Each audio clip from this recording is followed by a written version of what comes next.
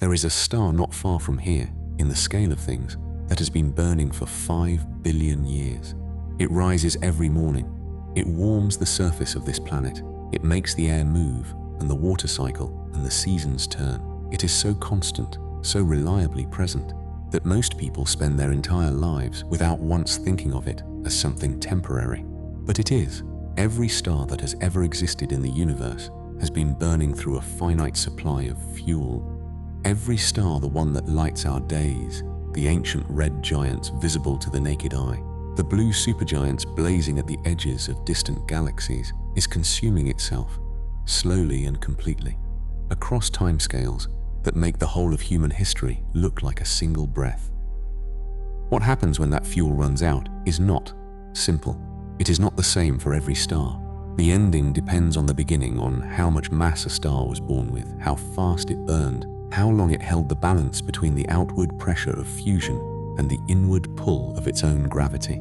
Some stars go quietly.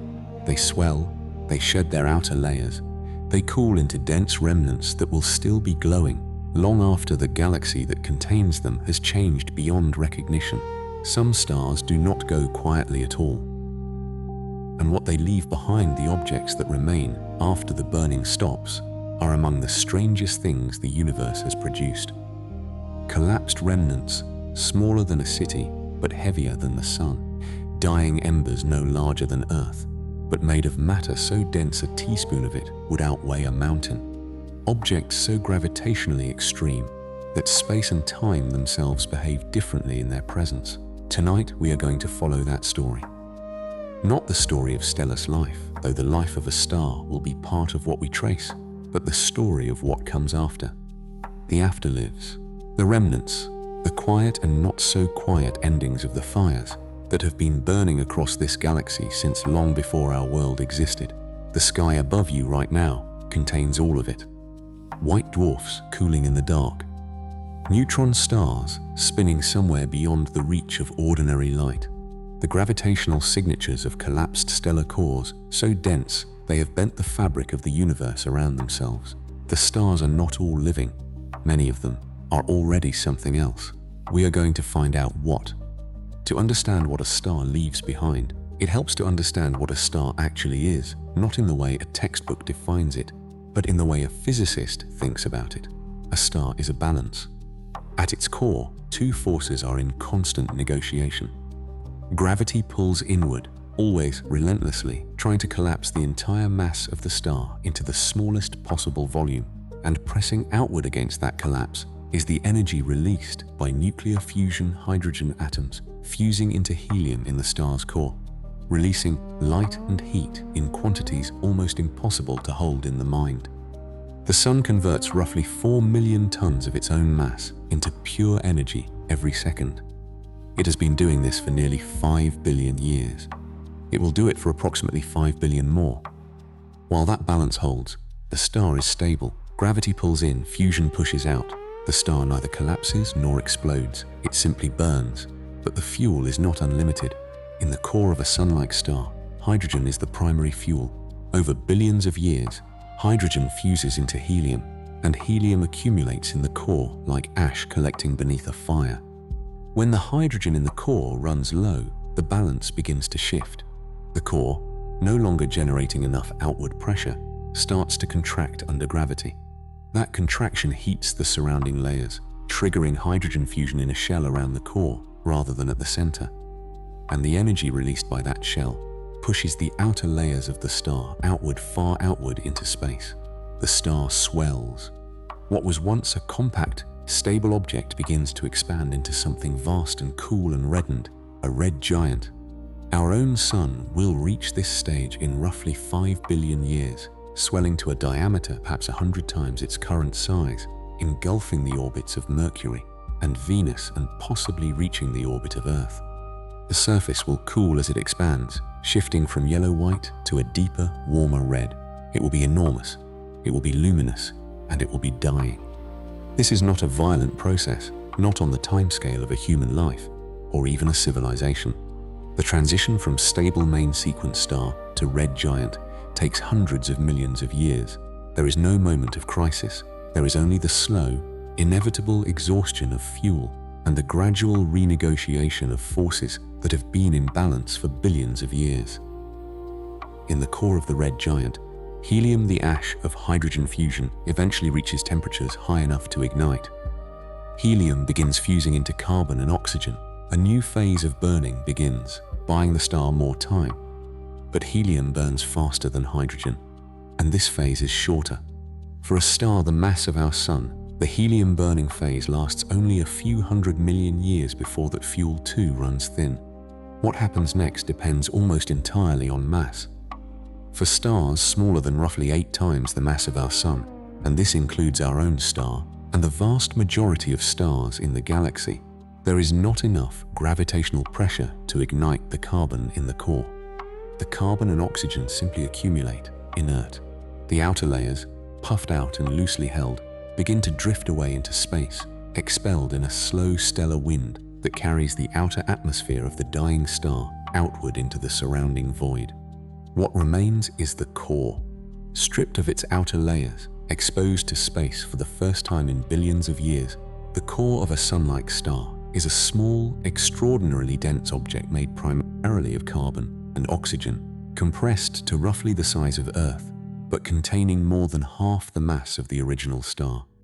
It no longer generates energy through fusion. It simply glows, radiating the heat it has stored across billions of years of burning. This object has a name, a white dwarf, and its story the story of what it does next. Across timescales far longer than the life of the star that produced it, is the first of the 3 great afterlives the universe offers to its dead suns. Long before any of this was understood, people watched the sky and noticed that certain stars behaved differently. They flickered where others held steady. They shifted color over months, some over centuries of careful observation, seemed to change in brightness in ways that did not fit any simple pattern. The sky that navigators read and farmers tracked and priests catalogued was already full of stellar remnants objects in the middle or late stages of processes that no one yet had the framework to describe. The light from those objects was real. It arrived at human eyes just as reliably as the light from stable living stars. The difference was invisible without the tools to see it. Those tools came slowly, across centuries, and what they revealed when they finally arrived was stranger than anyone had anticipated. The first white dwarf ever identified was not recognized for what it was. In 1844, the German astronomer Friedrich Bessel noticed something unusual about Sirius, the brightest star in the night sky, visible in the constellation Canis Major, burning with a blue-white intensity that has made it a landmark in the sky for every culture that has ever looked up at it. Bessel was not studying Sirius's brightness. He was studying its motion. And what he found was that Sirius did not move through space in a straight line. It wobbled, a slow, rhythmic deviation from the path a single isolated star would follow, a gravitational lean, as though something invisible were pulling at it from one side. Bessel concluded that Sirius had a companion, a second object orbiting it, too faint to see, but massive enough to tug the brightest star in the sky into a gentle, decades-long wobble. It took another 18 years before anyone saw it. In 1862, the American telescope maker Alvan Graham Clark, testing a new lens, pointed it at Sirius and found a faint point of light very close to the primary star, almost lost in its glare, but present. This was Sirius B. The companion Bessel had inferred from mathematics alone, now finally visible as a separate object.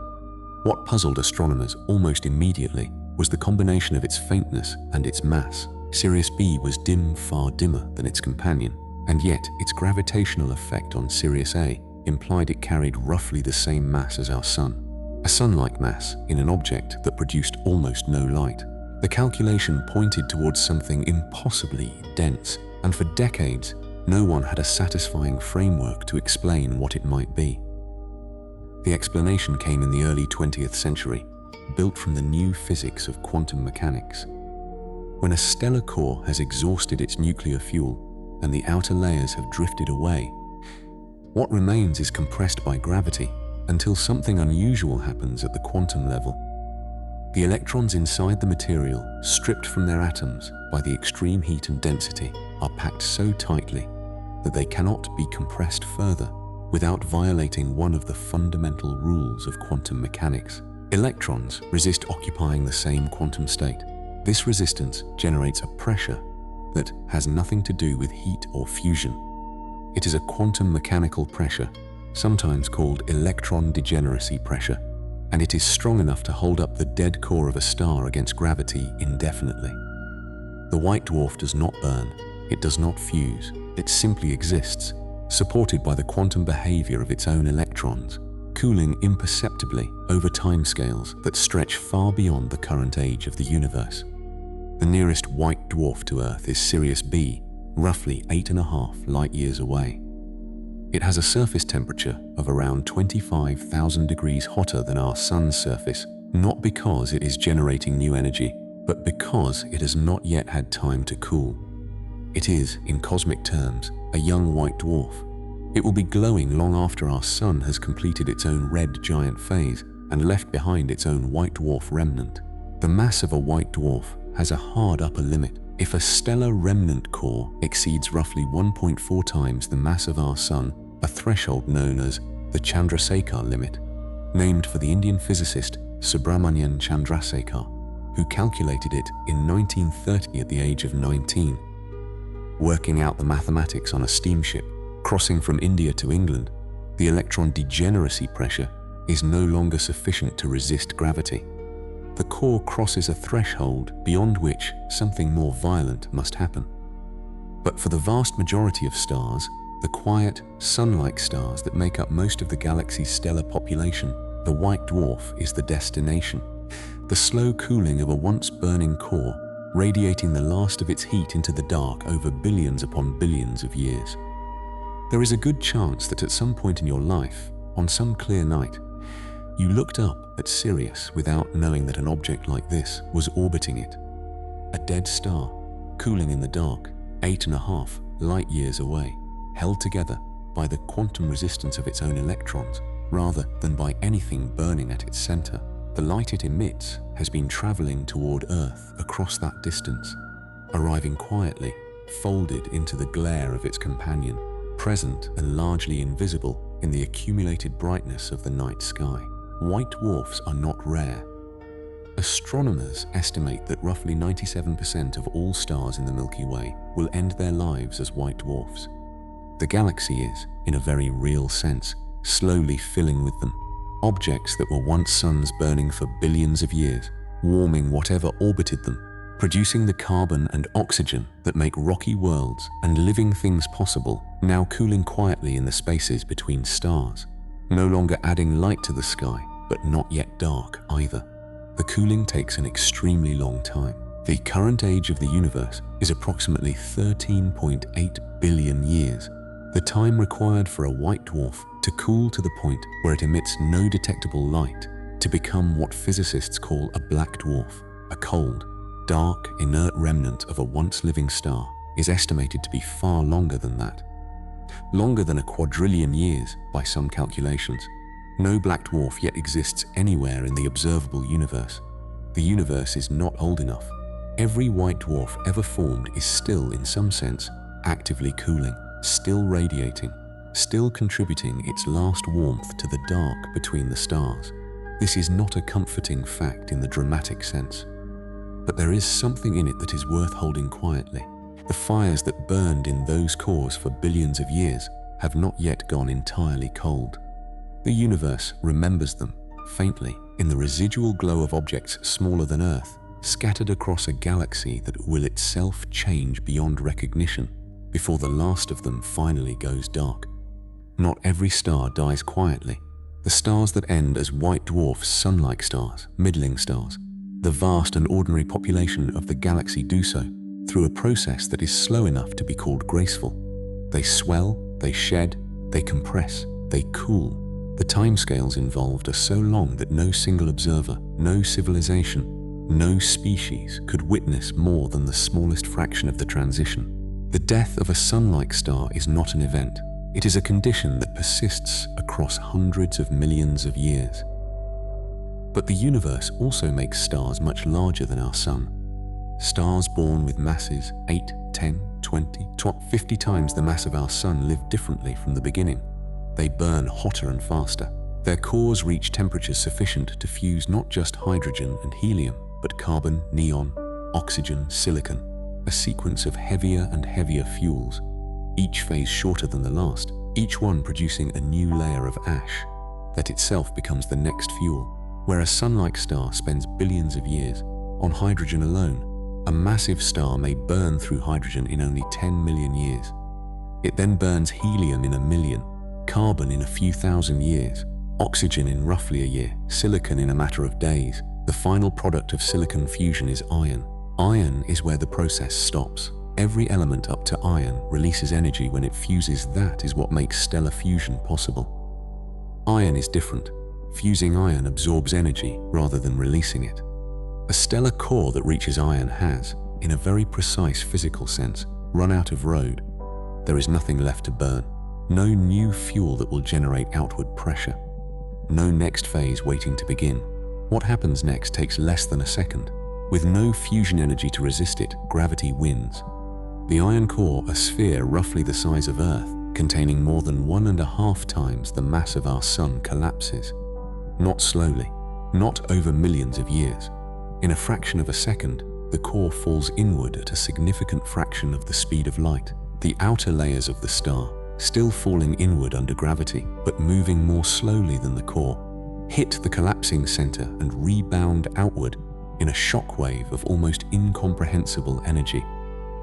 The star explodes.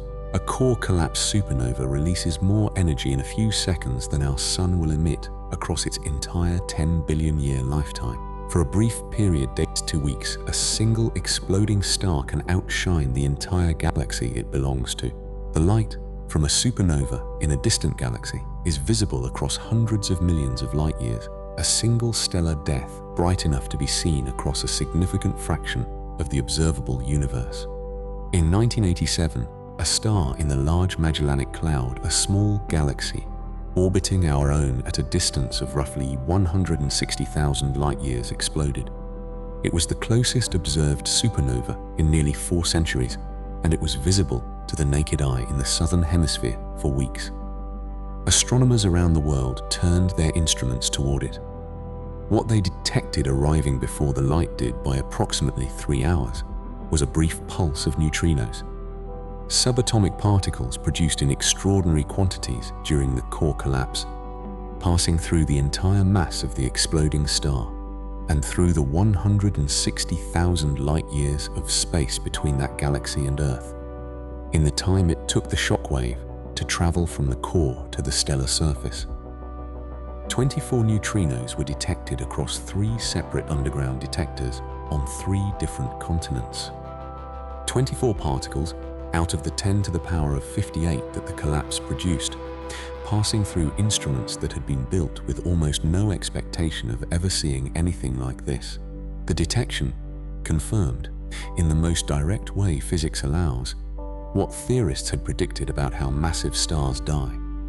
What the supernova leaves behind depends on how much mass the collapsing core contained. For cores that collapse to between roughly 1 and 3 times the mass of our sun, the quantum resistance that failed to save the white dwarf's progenitor is replaced by something even more extreme. Electrons and protons are crushed together by the force of the collapse, combining into neutrons. The entire core becomes, in essence, a single enormous atomic nucleus, a sphere of neutrons roughly 10 to 15 kilometers across, supported against further collapse not by electron degeneracy pressure, but by neutron degeneracy pressure, a related but far more powerful quantum mechanical effect.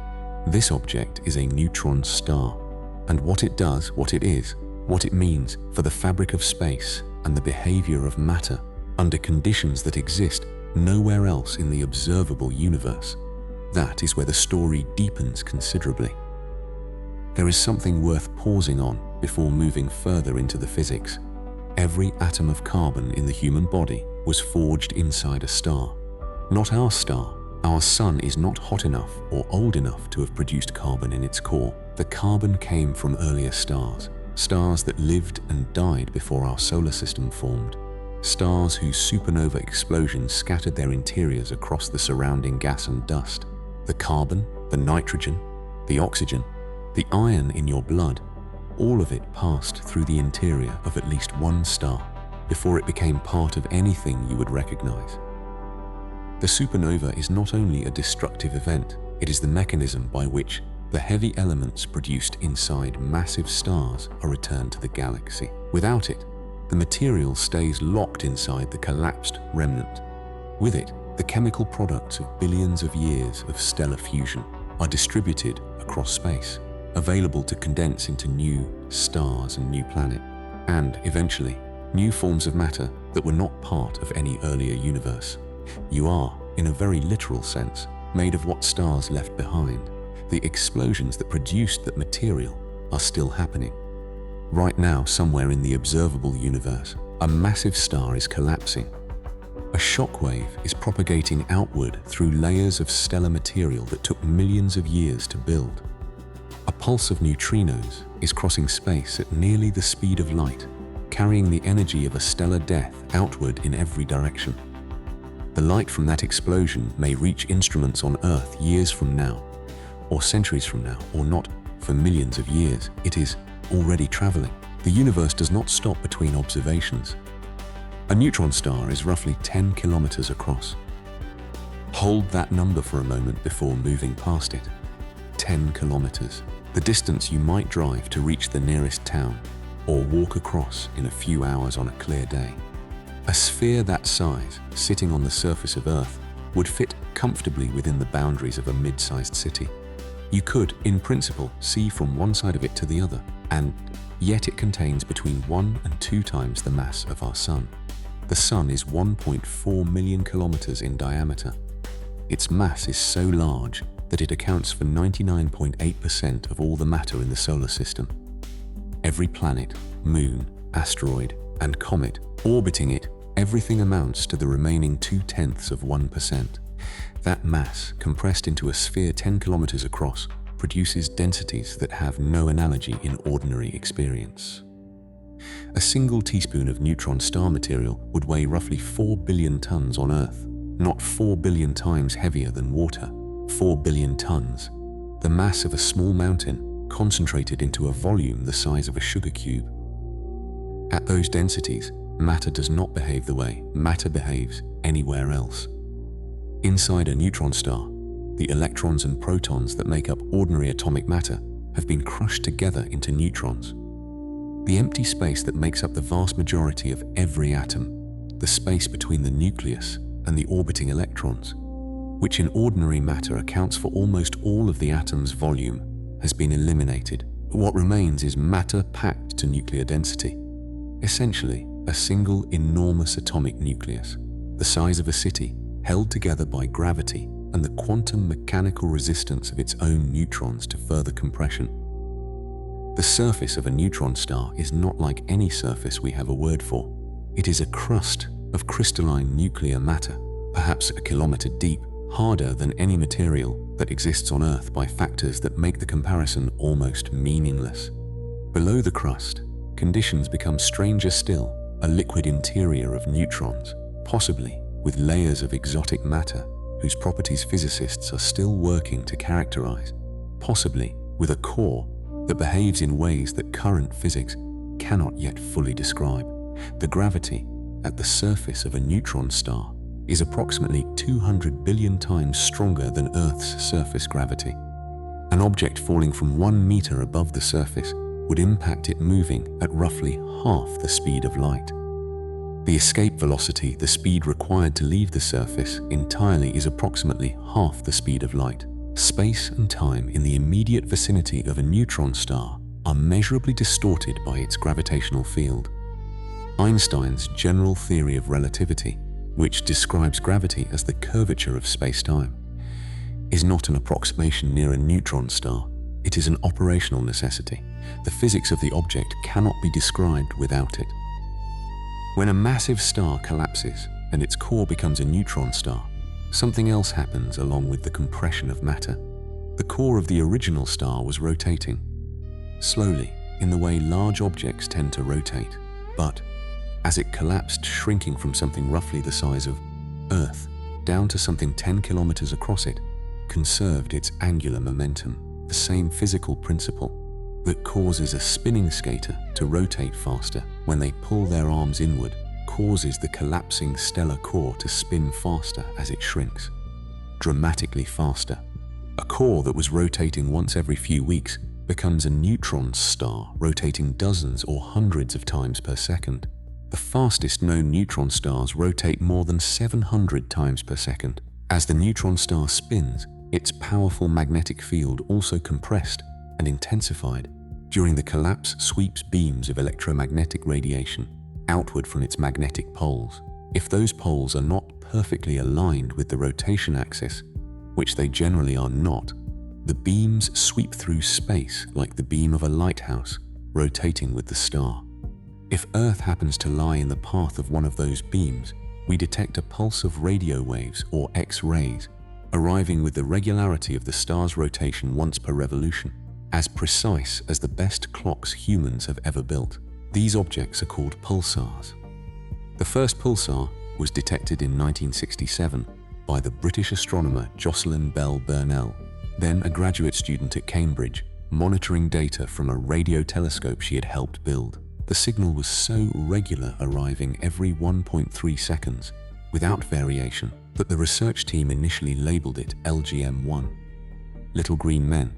Not seriously, but the regularity was genuinely difficult to explain by any known natural process. A signal that precise, repeating that reliably, arriving from a fixed point in the sky, had no obvious astronomical explanation. Within months, the pulsar interpretation was established. The signal was a rotating neutron star, its radio beams sweeping past Earth once every revolution. The precision was not evidence of intelligence. It was evidence of physics operating at its most exact, a stellar remnant spinning, with an inertia so enormous that nothing in its environment could meaningfully disturb its rotation. Pulsars have since become some of the most precisely studied objects in astronomy. Their rotation rates are measured to 15 or more decimal places. Some pulsars are so stable that they rival atomic clocks in their regularity, and astronomers use networks of them pulsar timing arrays as detectors for gravitational waves passing through the galaxy, stretching and compressing the distances between Earth and the pulsars by amounts measured in tens of meters across distances of thousands of light years.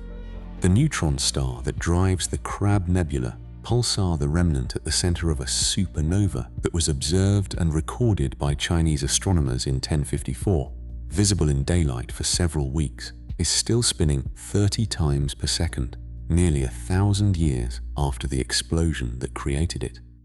The nebula surrounding it, the expanding cloud of gas and dust ejected by the supernova, is still moving outward, still lit from within by the energy the pulsar injects into it.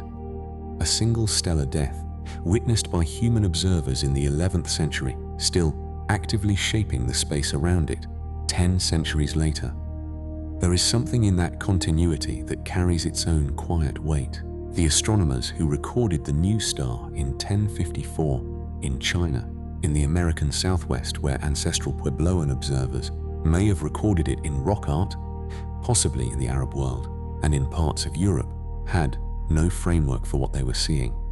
They knew it was new. They knew it was bright. They knew it faded over weeks and months, and eventually became invisible to the naked eye. What they did not know was that it left something behind, that the collapsed core of the star that exploded is still there, still spinning, still pushing energy into the surrounding gas, still detectable by instruments. Their civilization would not develop for another 8 centuries. The sky keeps its records in objects, not documents, and some of those objects are still spinning. There is a threshold beyond which even a neutron star cannot hold. The neutron degeneracy pressure that supports a neutron star against gravity, the quantum mechanical resistance of neutrons to further compression has a limit, just as electron degeneracy pressure had a limit for white dwarfs. If the collapsing stellar core contains more than roughly 2 to 3 times the mass of our Sun, Neutron degeneracy pressure is insufficient. The collapse does not stop at 10 kilometers. It continues. What happens next is not fully described by any physics we currently possess. The matter compresses past nuclear density. The neutrons themselves are crushed.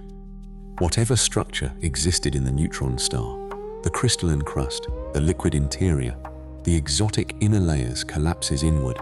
The object shrinks past any scale at which known physics can make reliable predictions, and gravity wins in a way that is, as far as current understanding goes, total and permanent. The result is a black hole, not the dramatic, consuming vortex of popular imagination, though the gravitational effects are real and extreme. A black hole formed from stellar collapse is, in its essential nature, a region of space where gravity has become strong enough that the escape velocity exceeds the speed of light. Nothing that crosses the boundary of that region called the event horizon can return. Not matter, not radiation, not light itself. Whatever falls in is, from the perspective of the outside universe, gone. The event horizon of a stellar mass black hole, one formed from the collapse of a massive star, is not large. For a black hole containing roughly 10 times the mass of our Sun, the event horizon is a sphere roughly 60 kilometers across. Smaller than the neutron star that might have formed if the core had been slightly less massive. The black hole is not large. It is simply a region from which there is no exit. From outside that boundary, the black hole has only 3 measurable properties: mass, charge, spin, nothing else. All the complexity of the star that produced it, its chemical composition, its magnetic field structure, its rotation history. The detailed arrangement of every atom in its interior is, in the language of physics, gone. 2 black holes with the same mass, charge, and spin are, as far as any external observation can, identical. The information that distinguished one from the other is inaccessible. Whether that information is truly destroyed or merely hidden is one of the genuinely open questions in theoretical physics. It has been called the black hole information paradox, and it sits at the intersection of general relativity and quantum mechanics, the 2 great frameworks of modern physics that have, so far, resisted every attempt to fully unite them. Both frameworks work extraordinarily well in their own domains. Both are insufficient, alone, to describe what happens at the moment of gravitational collapse. What occurs inside the event horizon of a black hole remains, in the most precise sense possible, unknown. This is not a gap that better telescopes will close. It is a structural limit. The event horizon prevents any signal from reaching us, by definition. Whatever physics operates inside a black hole must be inferred from theory, from the behavior of matter approaching the horizon, from the gravitational effects the black hole has on its surroundings. Direct observation of the interior is not possible. What is observable is the neighborhood. When a black hole forms in a binary star system orbiting another star, as many massive stars do it, can draw material from its companion. Gas pulled from the companion star does not fall directly into the black hole. It forms a disk of material spiraling inward, heating as it compresses, reaching temperatures of millions of degrees, emitting powerful X-rays detectable across thousands of light years. Some of the most luminous X-ray sources in the sky are black holes actively accreting material from stellar companions, objects consuming their neighbors in slow, hot, spiraling streams of superheated gas. The first strong candidate for a stellar mass black hole was identified in 1964 when a rocket-borne X-ray detector discovered an intense X-ray source in the constellation Cygnus. The source, designated Cygnus X1, was eventually associated with a blue supergiant star whose orbital motion revealed an unseen companion too massive to be a neutron star. Decades of observation refined the mass estimate. Cygnus X1 is now understood to contain a black hole of roughly 21 solar masses, orbiting its blue companion at a distance closer than Mercury orbits our Sun, drawing a continuous stream of stellar material into an accretion disk that glows at X-ray wavelengths, bright enough to be detected from more than 6,000 light-years away. In 2019, the Event Horizon Telescope a global network of radio observatories linked together to form an effective telescope the size of Earth, produced the first direct image of a black hole's shadow. The target was the supermassive black hole at the center of the galaxy, Messier 87, 55 million light-years away, containing 6.5 billion times the mass of our Sun. The image showed a bright ring of heated gas surrounding a dark central region, the shadow cast by the event horizon against the glowing material behind it. Not the black hole itself, which by definition emits nothing. The absence it creates, the dark shape that gravity carves out of the light. A second image followed in 2022, this time of Sagittarius A star, the supermassive black hole at the center of our own Milky Way, 4 million solar masses, 26,000 light-years from Earth. The same dark shadow, the same bright ring, the same geometry, predicted by general relativity. A century before any instrument existed that could confirm it. Supermassive black holes are a different category from the stellar remnants. This episode has been tracing. They are thought to have formed and grown through different processes, and their relationship to stellar death is indirect. But stellar mass black holes, formed from the collapse of individual massive stars, seed the galaxy across its full extent. The Milky Way is estimated to contain somewhere between 10 million and 1 billion stellar mass black holes. The enormous range reflecting how difficult they are to find when they are not actively consuming a companion. A black hole that formed from the collapse of a massive star and then drifted away from any nearby matter is, from the outside universe, essentially invisible. No light, no emission. A gravitational presence in the dark, detectable only if something passes close enough to be deflected. The galaxy is full of them, objects that were once the most luminous, most violent, most energetic stars in existence, burning at temperatures and luminosities that nothing in the ordinary universe approaches, now present themselves to space as a curvature, a distortion, a region where the paths of light and matter bend in ways that differ from empty space, but from which nothing returns to tell us what is happening inside. Every grandmother who pointed at a bright star on a summer night, every child who traced the shape of a constellation against the dark, was looking at a sky that contained these remnants alongside the living stars. The two populations share the same space, the same galaxy, the same darkness between them. The living stars are easier to see, the dead ones are harder to ignore once you know where to look. And increasingly, we know where to look. Not because the black holes themselves have become visible, but because the universe has found other ways to announce them.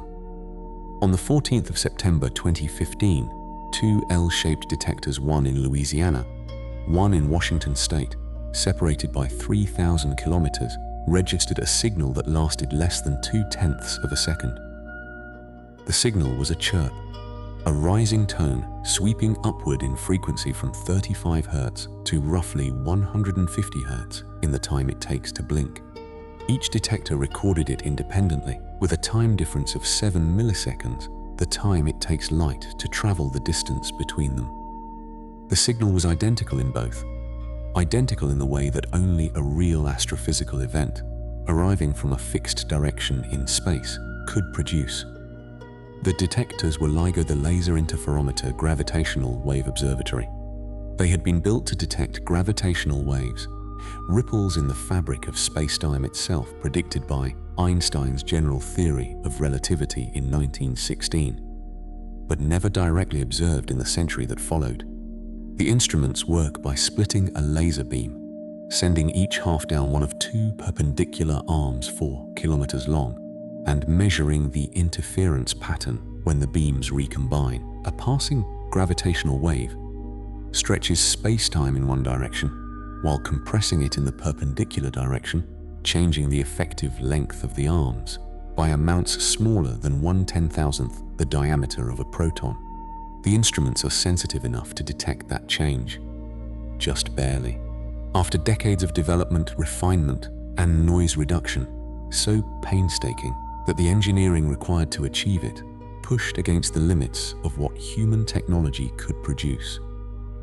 The signal detected on that September morning was a gravitational wave. It had been produced by two black holes, one approximately 29 times the mass of our Sun, the other approximately 36 times, orbiting each other at close range, spiraling inward as they radiated energy in the form of gravitational waves, and finally merging into a single black hole of roughly 62 solar masses. The remaining 3 solar masses, 3 times the mass of our entire Sun, were converted into pure gravitational wave energy and radiated outward through space in a fraction of a second. The event took place approximately 1.3 billion light-years away.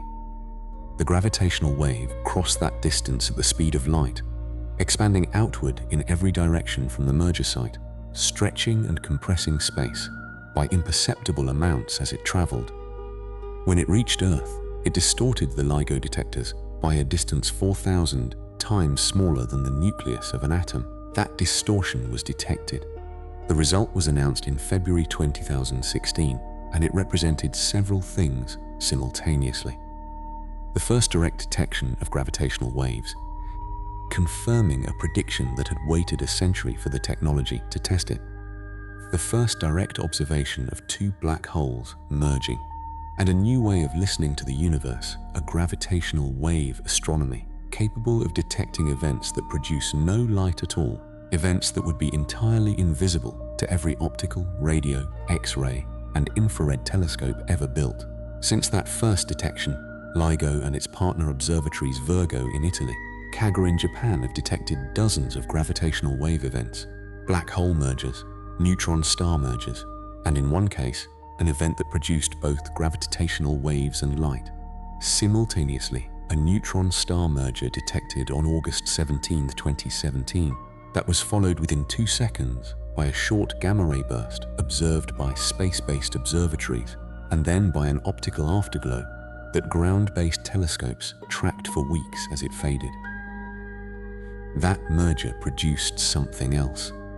Something the universe had been building toward since the first supernovae scattered their interiors across the early galaxy. The collision of 2 neutron stars generates conditions extreme enough to fuse elements heavier than iron elements that cannot be produced inside any living star, and that are not produced in sufficient quantities by supernovae alone: gold, platinum, uranium.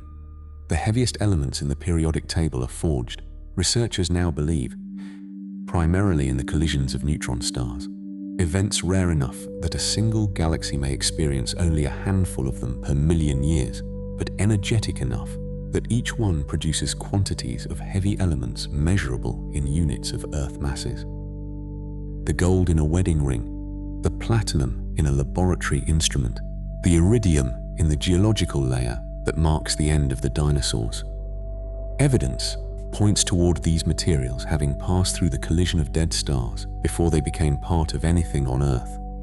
The stellar remnants this episode has been tracing white dwarfs cooling in the dark, neutron stars spinning at hundreds of revolutions per second, black holes curving space-time around themselves are not simply the endings of individual stars.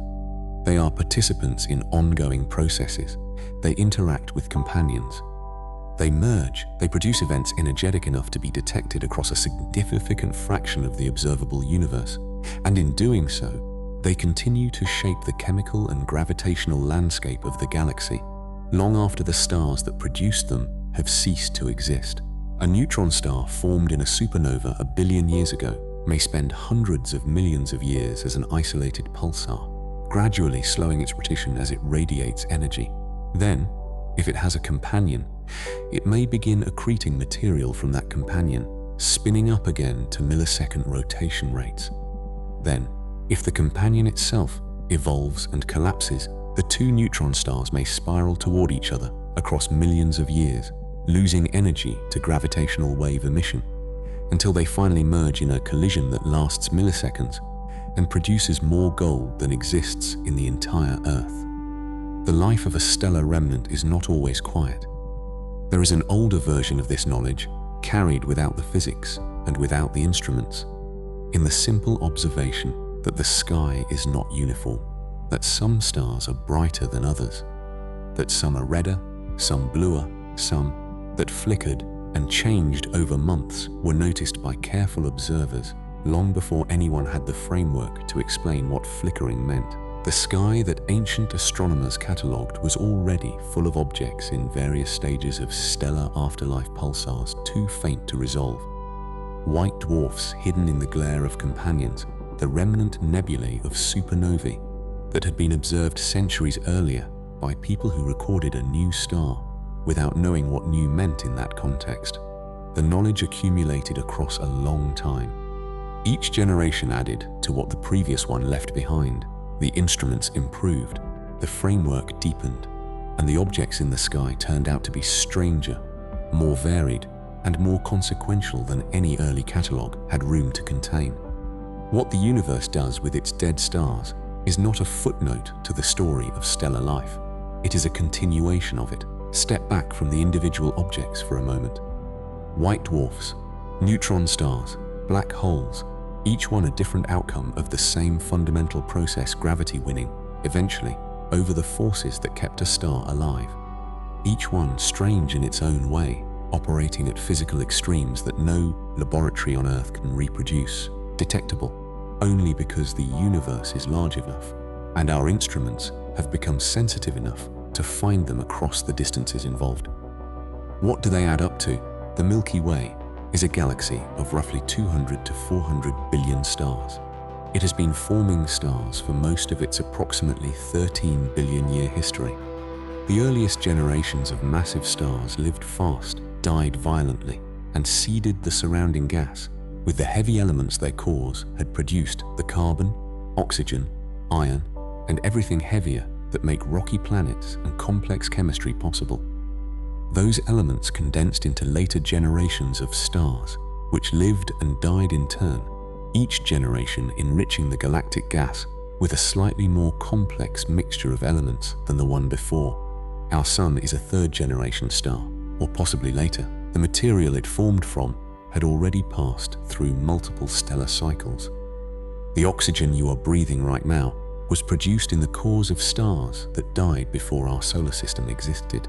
The calcium in your bones was forged in a stellar interior and expelled in a stellar wind or a supernova before it became part of the molecular cloud that collapsed to form the Sun and its planets.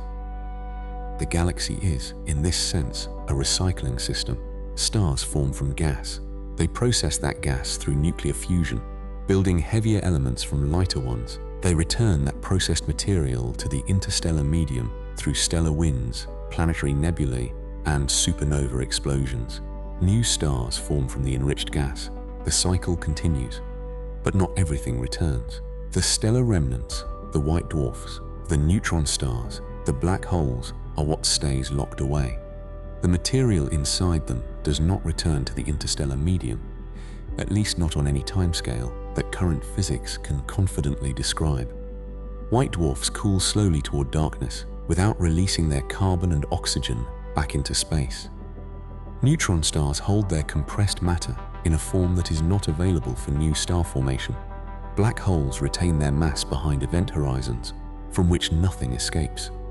Across billions of years, the galaxy is gradually sequestering more and more of its mass in stellar remnants. The fraction of galactic matter available for new star formation decreases slowly but continuously. Stars are forming in the Milky Way at a rate of roughly 1 to 3 new stars per year, a rate that has been declining from a much higher peak earlier in the galaxy's history. The era of active, vigorous star formation in our galaxy is not over, but it is past its height. This is not cause for any urgency. The timescales involved are so long that the difference between now and the peak of star formation billions of years ago registers as nothing on a human scale, or a civilizational scale, or even a geological scale. The Sun will live for another 5 billion years. The galaxy will continue forming stars for billions of years beyond that. The stellar remnants accumulating in the dark are not depleting the galaxy on any timescale that matters for anything currently alive.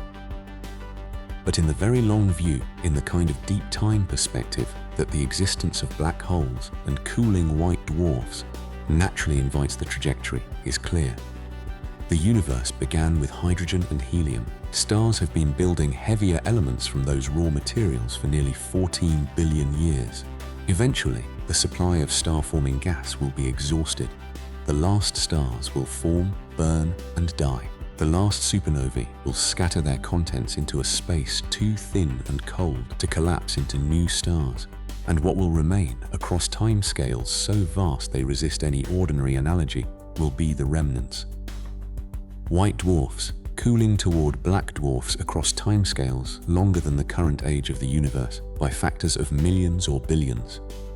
Neutron stars, their rotations slowing by imperceptible amounts each century, their magnetic fields gradually weakening, drifting through the spaces between stars on orbits that may eventually decay or interact with other remnants. Black holes persisting long after everything else has changed, possibly evaporating over timescales so extreme.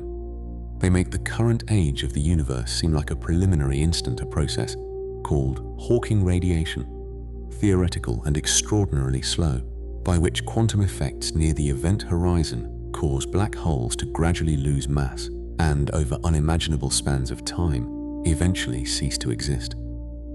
The physicist Stephen Hawking proposed this mechanism in 1974. It has not yet been directly observed. The radiation produced by a stellar mass black hole is so faint, and the timescale of evaporation so long, that no current instrument could detect it. For a black hole of 10 solar masses, the evaporation time is estimated at something on the order of 10 to the power of 67 years. For comparison, the current age of the universe is roughly 10 to the power of 10 years. The evaporation of a stellar mass black hole via Hawking radiation will not occur for a length of time that exceeds the current age of the universe by 57 orders of magnitude. These numbers are not meant to produce anxiety. They are meant to locate us. We exist at a particular moment in the history of the universe, a moment when stars are still forming, when the galaxy is still actively processing its gas, when the sky still contains living stars alongside the dead ones. The remnants accumulating in the dark are not a sign of ending. They are a sign of age, of process, of a universe that has been running long enough for its earliest products to have completed their cycles and arrived at their final forms. The white dwarfs cooling in the Milky Way tonight are the finished products of processes that began billions of years ago. The neutron stars spinning in the dark were forged in explosions that scattered their progenitor, stars' contents, across the galaxy before our sun existed. The black holes drifting through the interstellar medium carry within their event horizons the compressed remnants of stars that burned when the galaxy was young. They are all still here, not burning, not fusing, not generating the light that makes stars visible across the distances of space, but present gravitationally in the fabric of the galaxy, shaping the orbits of stars around them, distorting the paths of light passing nearby, spinning and cooling and existing in forms that matter takes when it has nowhere left to go but inward. The sky you are resting beneath tonight is older than it looks, and the dark between the stars is not empty. It is full of what the stars left behind. There is a star somewhere in the southern sky tonight that has been cooling for longer than our solar system has existed. It does not announce itself. It does not flicker or pulse or bend the light of background stars in any way that an ordinary night of looking would reveal. It is simply there, a white dwarf, the remnant of a sun that burned and swelled and shed its outer layers into space before our own sun had formed from the gas those layers enriched. Its surface temperature has been falling for billions of years. It is still warm. Not warm enough to see without instruments. Warm enough that the physics of cooling has not yet finished with it. It will still be there, cooling, long after everything that exists tonight has changed into something unrecognizable. This is not a melancholy thought, though it can feel like one at first. It is simply the shape of time at the scale the universe operates on. Stars are not permanent. The balance that keeps them burning, the negotiation between gravity and fusion that holds a star in its stable, luminous form for billions of years, is a temporary condition. Every star that has ever formed has been moving, from its first moment, toward one of the three endings we have traced tonight. The quiet ending, the carbon and oxygen core compressed to the size of a planet, cooling across timescales longer than the current age of the universe.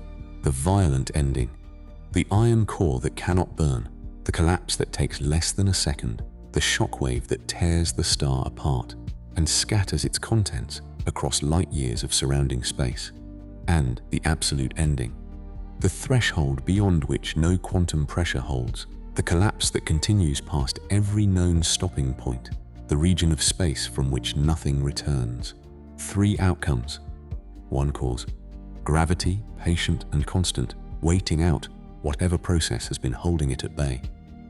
What the universe does with those endings is not nothing.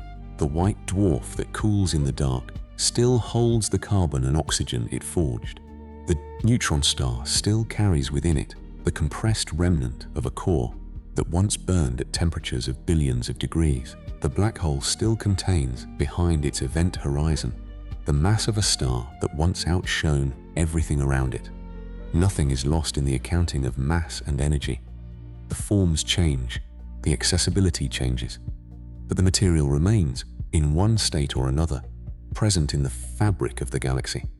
And what was scattered, the outer layers expelled in stellar winds, the contents distributed by supernova shockwaves, became the raw material for everything that came after.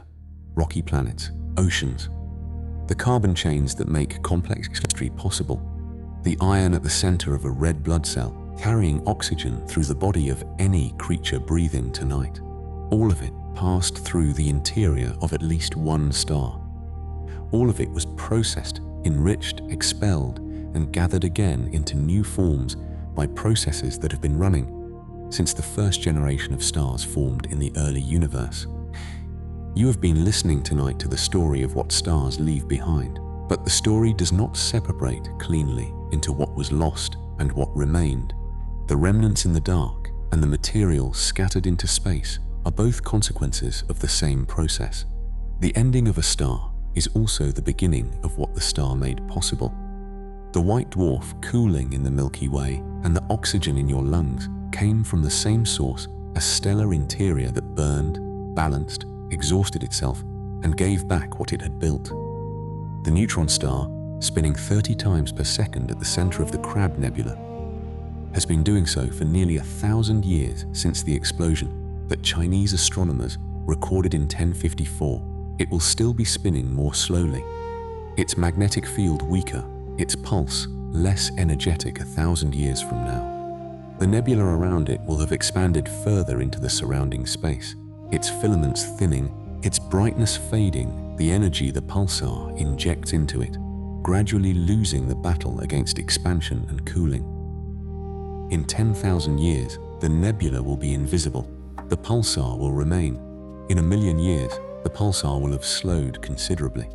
Its beam may no longer sweep past Earth. It will become, from our perspective, silent, not gone, simply no longer pointing in our direction, drifting through the galaxy on an orbit that carries it slowly away from the site of the explosion that created it.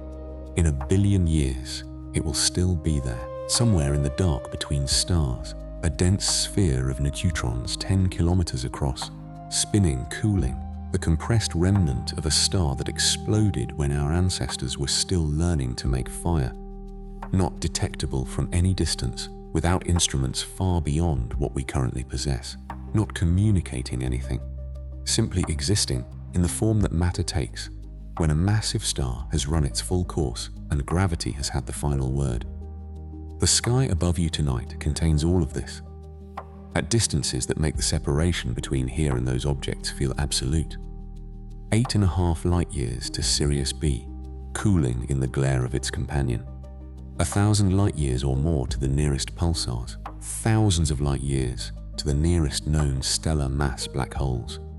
Distances that light crosses in years and centuries and millennia, that no object we have ever built could cross in any span of time a civilization could sustain, and yet the light from those objects is arriving.